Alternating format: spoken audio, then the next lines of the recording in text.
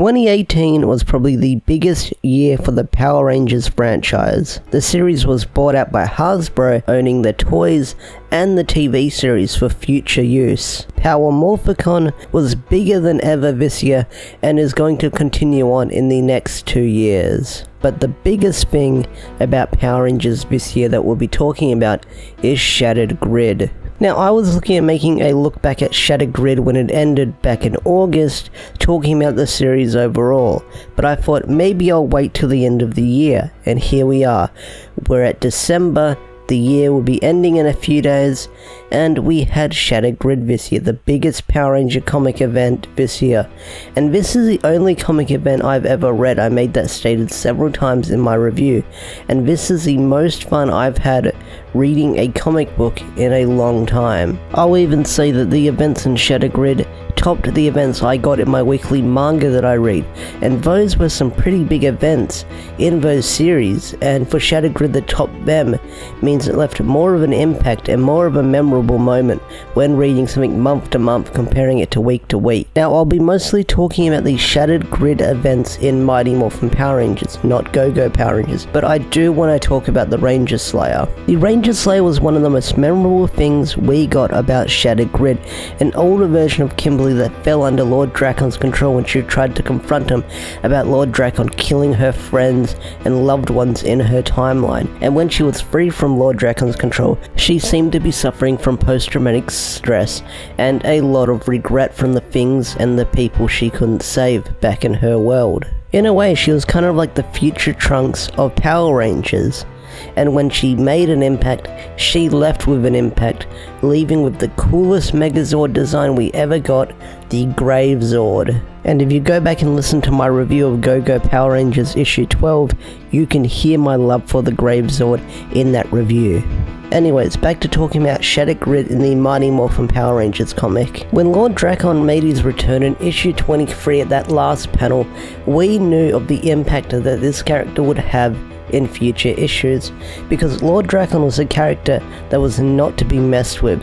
He killed our heroes in his timeline, and being in a timeline where our main heroes have only dealt with putties, giant monsters, and another Green Ranger that joined their side in this timeline, we knew that our heroes were outmatched and didn't stand a chance against Lord Dracon. To be fair, no one in their timelines had a chance against Lord Dracon.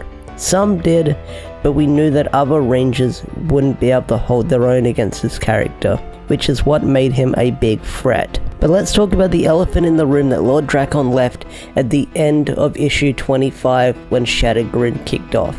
That's right, stabbing Tommy Oliver through the chest and killing him. This was such a big moment when I first read Shattered Grid. Kyle knew how to hook his audience, and what he did to get everyone hooked was at WonderCon, where he showed the issue to one person in the audience, let him read it silently, and then handed out a copy to everyone in the audience, letting them all read it together. And this issue came out a few days prior to the shelf release. So if everyone in a room got to see the impact that Kyle Ritten by killing off a main character, a main Power Ranger that everyone loves, I got the feeling that he knew what he was doing at the start of this event. And from there, Shattered Grid became this main roller coaster of a ride. The death of Tommy Oliver also raised the stakes in Shattered Grid. We had never seen a Power Ranger character be so brutally killed before. Sure, they've died in an explosion or be sent to another dimension or just lose their powers, but Tommy Oliver in issue 25 was brutally stabbed through the chest by Lord Dracon. And the impact was still there in the next issue, where Zordon says they cannot bring him back, and Jen even confirmed that we can't go back in time and save him. At this point in the story, all hope seemed lost for Tommy Oliver, and we thought that he was dead for good. That funeral scene in issue 26, where Zack places his hand on Jason and Jason just leans in for a hug, is probably one of the most gut-punching moments done in that issue. And it's a scene done with no dialogue as well. You can just feel the moment by looking at it. The expression on Jason's face as he breaks down into tears as he leans on his friend Zack. Throughout the issues, Lord Dracon's motives and reasonings were a big mystery. We had no idea why he was taking all the morphers. Everyone just assumed he was another villain wanting power, but it went deeper than that. Lord Drakon wanted to create a world where he was loved and adored by everyone, and we kinda understood that when he first killed Tommy in the Zeo timeline, not understanding why everyone loved and admired Tommy. And because Lord Drakon was a villain that wanted to do everything by himself and have an iron grasp over everyone, not having any friends around them, just having people admire him and not love him like a true friend, it was his downfall in the end. Yes, he was somewhat defeated by the power of friendship, but Lord Drakon could have ended up like the hero Tommy if he didn't run away to create Lord Drakon himself. If he just shook Jason's hand at the end of that battle instead of running away, he would have not become the monster that he is. And the defeat of Lord Drakon was pretty satisfying. A lot of people, including myself, thought that Lord Drakon would be killed in battle or just bested in a hand-to-hand combat session.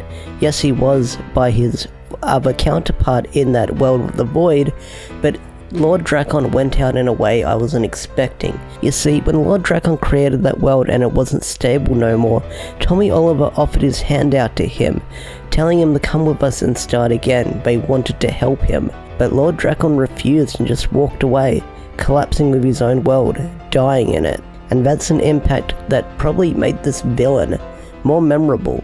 He didn't go out crying, he didn't go out sulking, he just chose to walk away and die with the world that he created. And for me, that's what makes Lord Drakon a very memorable Power Rangers villain. Another character that Kyle managed to bring into the spotlight was Lauren Shiba, the Red Samurai Ranger. Now, Lauren in Power Rangers Samurai is just there for the sake of being there. She was a plot device in the Sentai, and Power Rangers Samurai was basically 4Kids Shinkaga. They basically used the outline for the Japanese Sentai episodes and made them for an American audience. But that's a story for another day. Lauren in Power Rangers Samurai felt so underutilized in the 4 episodes she showed up. She made her impact and then left at the end of the series. But with Kyle writing the comics, he made her the de facto leader of the Power Rangers Samurai, and the way he written her made her so lovable and likable in the comics more than the show. And what I'm trying to say is, that scene in issue 27 where her and Jason are in the cockpit of the Zord had more development for that character than the 4 episodes she got in that show. When planning out this video, I wanted to make a top 5 or top 10 moments in both Shattered Grid comic books, but I couldn't really decide because one moment kept trumping each one, so I couldn't really come up with a definitive answer. But there's one moment that would have made the list for both of them, and that was the live table reading they did at Power Morphicon this year, where they got several cast members to read out moments in Shattered Grid as their characters. I'll probably play a clip if I can find one, and you probably know what clip I'm going to play, because that moment blew everyone's mind, including myself. And although Shattered Grid is over, moments that we got in the comics will be remembered like how moments in the TV show were remembered. Moments like how Andros broke Zordon's tube. Moments like how Tommy became the White Ranger. Team-ups like Forever Red, and even bad team-ups like the Legendary War, will always be remembered through the fandom. And panels in the comics will live on through their hearts as well.